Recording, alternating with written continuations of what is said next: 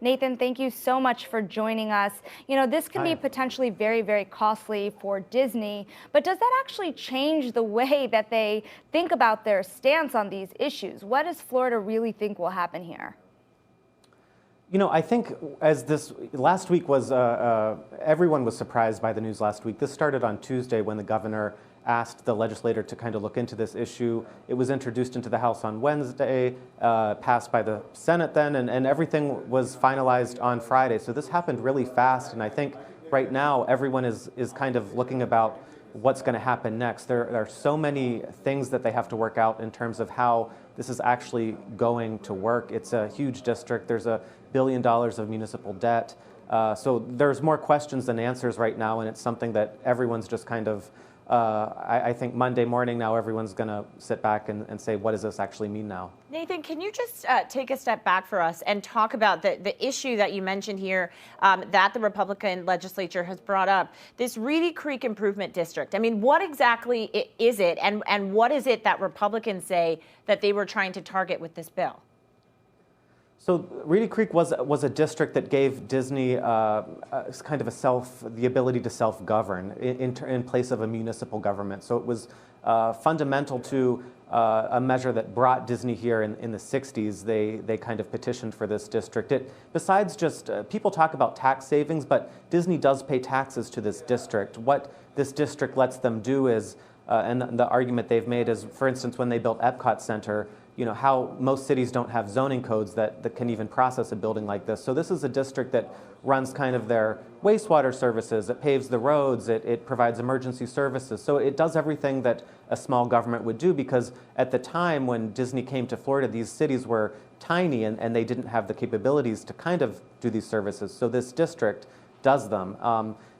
When this district started being targeted after kind of in this culture war context, a lot of Republicans, and what you saw Governor DeSantis saying was like, why does only Disney have this right to kind of self-govern? Because there are other theme parks in Orlando, there are many other companies in the state of Florida that obviously work under traditional municipal governments. Disney, I think, is one of the biggest example of a company of a district that kind of has this self-governing capacity. But Nathan, how might this change the relationship between Disney and Florida moving forward? Remember, we have to remember here that Disney is a huge employer in the region. There's kind of a lot at stake for Florida also. There's a lot at stake for Florida. There's a lot at stake for Disney. Disney has to kind of walk a very fine line. I think that was what was really interesting last week, is you saw Disney not say a thing about at all, not one comment, and they whatever they do, they're going to upset someone on either side of this issue, whether it's Republicans who control the Florida legislature or employees they have that have been very vocal about this issue. So Disney, it's an incredibly complex issue for them. Locally, yes, as you mentioned, Disney's a huge employer in the state of Florida. I think there's over 70,000 employees. It's one of the state's largest employers. Disney World in Orlando area, I think it's 25,000 acres, I think around 30,000 hotel rooms. It's a massive industry. I think just last year, what they paid in state taxes was around, state and local taxes, I think like $800 million. So there's a lot of money involved here, and it's a huge business in Florida. So there's both sides, everyone has a lot to lose out of this. Well, and considering that fine line, Nathan, I mean, do you anticipate we'll hear from Bob Chapek from Disney? Because as we know, in 2022, you can only stay silent for so long. Yeah. We would have to ask Disney about that when they plan to comment. I think what was really interesting on Friday afternoon, when this happened, you started to see people in the Orlando area. I think a lot of people really started to worry about their taxes, because if Disney stops paying for its own services, the state municipalities are going to walk in and start to have to cover a lot of this. So this provoked kind of a big reaction from a lot of people, property owners, homeowners around the Orlando area. And you saw the governor, they issued a press release late Friday kind of saying, hey, don't worry, no one's going to pay more taxes. We're going to figure this out. So now we're going to see the details. And there is always the possibility the legislator has a year to figure this out. This district, I think, if it's not reauthorized, it will dissolve on June 1st, 2023. So officials throughout this whole process have said hey, we have a year to figure this out. And it's possible it could be reauthorized in some way. So a lot of the details are in flux, and we're going to see how this all plays out. Nathan, there's so much complication here because Florida has always been seen as such a pro-business state. So when the governor goes and attacks a business due to Florida policies, does that really threaten the idea that Florida is so friendly to businesses?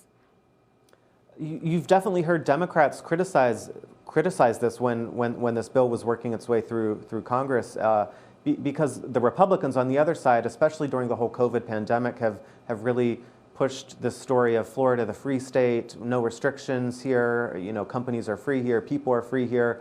And then, yes, there were others who, Disney spoke out about this bill, and then this reaction happened in Congress. So Democrats have been very quick to say, hey, wait a minute, if Florida's so free, why can't a company say what they think? Now, the Republican response to that has been, well, we're just equaling the playing field for everyone. Now the rules are fair for everyone. Why should one company have special privileges? So yes, people are asking that question. It's being debated in this political environment here, and there's certainly two sides. Well, and I wonder too, Nathan, what does this mean for other special districts outside of just Reedy Creek? I mean, I was fascinated to learn that there's 1,800 active special districts in Florida alone. And so do you think, or have you heard anything about these other districts potentially wondering if they're next?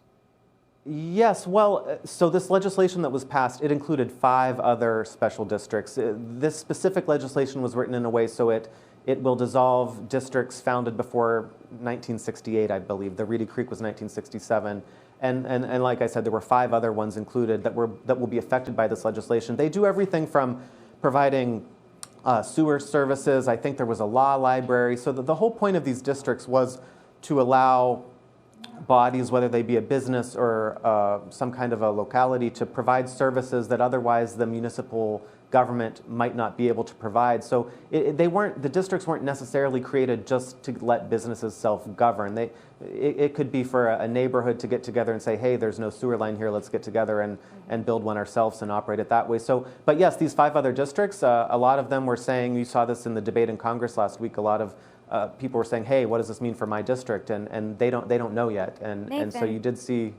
Nathan, the reality though here is this is where the rubber hits the road. Like you said, Disney has said nothing in the past week. So what does this mean in terms of corporations being willing to speak out on social issues if money is at stake at the end of the day?